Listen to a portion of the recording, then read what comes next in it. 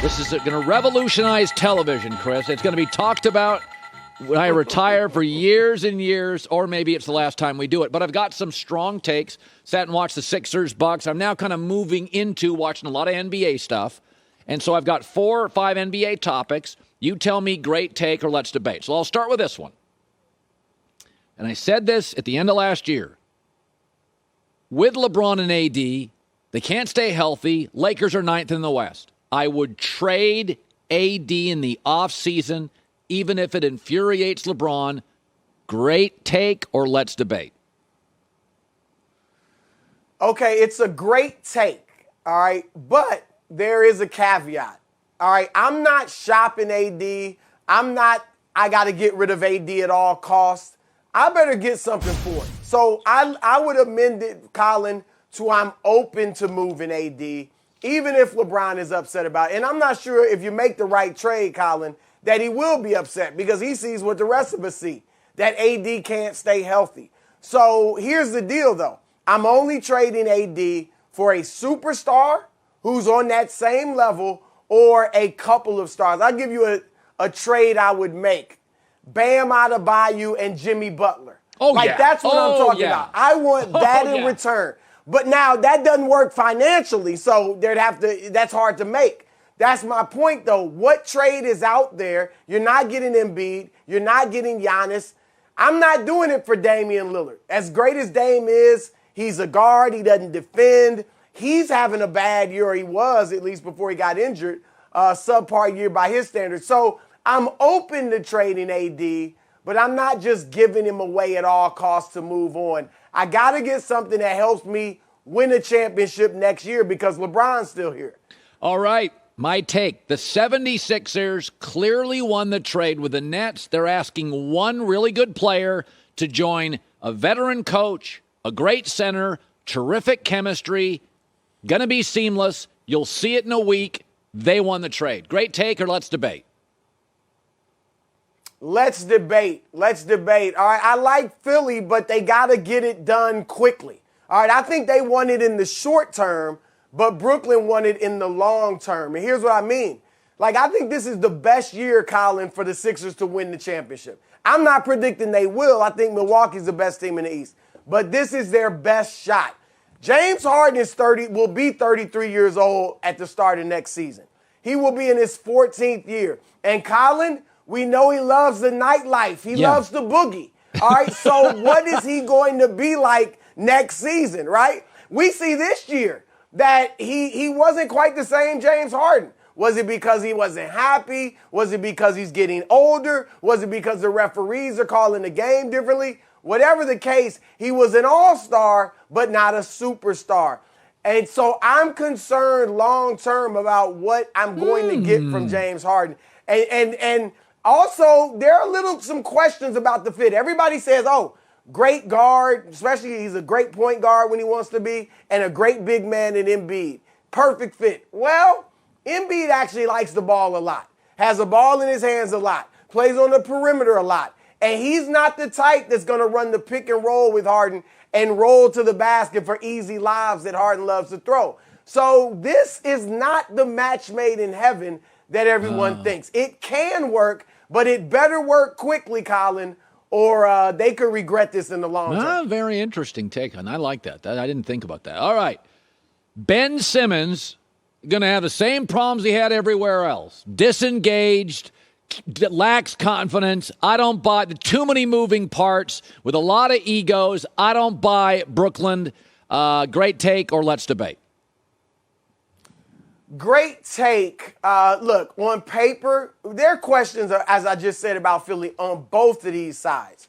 All right, a lot of questions on the Philly side, just as many questions with Ben Simmons that you've brought up on the Brooklyn side. Now, in theory, on paper, it looks great. Ben Simmons gives them defense, which they needed. He got court vision. He can pass the ball. He can play at the dunker spot or inside near the paint where his jump shooting won't be a problem. So if he gets his head right, it's great. But that's the question that you're bringing up. If he gets his head right, and here's the thing about Ben Simmons, Collins. Let's go back. At LSU, not a winner, right? kind of didn't love the game because he quit. That's right. He didn't even finish the season. Yep. Best player in the nation. They don't even make the tournament. He doesn't finish the season. We go to Philadelphia.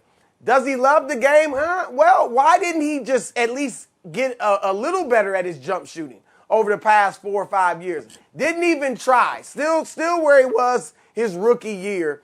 And then if you look at some of the playoff series with Philadelphia, especially last year, underachievement, right? Yeah. So the question is, does he love the game and is he a winner? And that has to be answered for this to work in Brooklyn. All right. Kevin Durant isn't necessarily, to me, he's a great singer, but can't work long-term in any band. Everywhere he ends up, he's on an island. Even in the great culture in San Francisco, by the end, he was on an island. Kerr struggled, Steph Curry, Dre, and I love KD.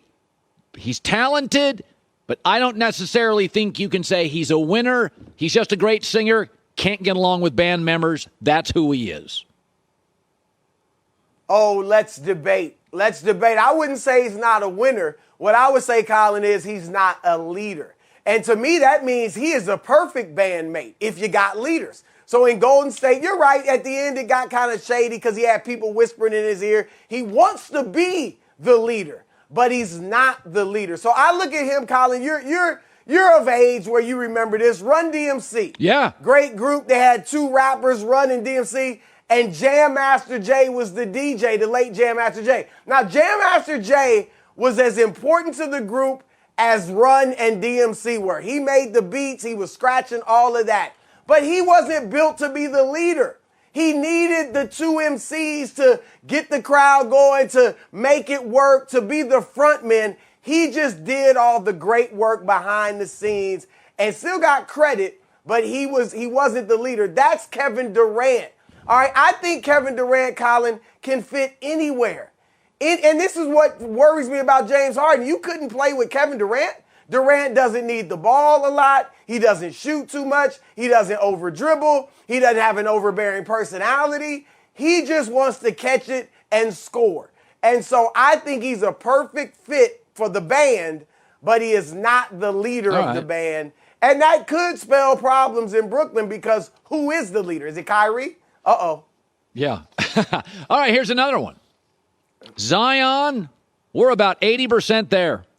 He's a bust. Ugh.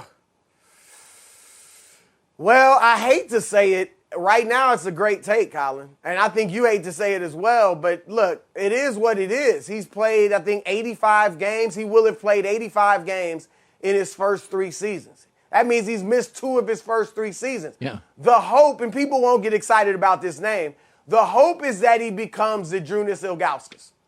And I don't mean that level of play, but I covered Zydrunas Ilgauskas. You remember he played with LeBron in Cleveland. Missed his first few years with foot problems. Came back and played at the level that he would have played at had he not had the injuries. Like, you look at Grant Hill, Derrick Rose, guys like that, they came back and played, right? But they never were the same. Right. And you don't want that with Zion. If he comes back and he's a 15-point scorer, he's a role player, that's a bust, as you said. He needs to come back like Zydrunas Ilgauskas and be the player he would have been had he not been injured. I'm holding out hope, but right now it doesn't look good. I'll say this, Colin. If there was worry, remember about a year ago, that Zion would be that first rookie to not take the contract extension. He wants to go to New York or he goes elsewhere. If I'm Zion, I'm calling David Griffin right now.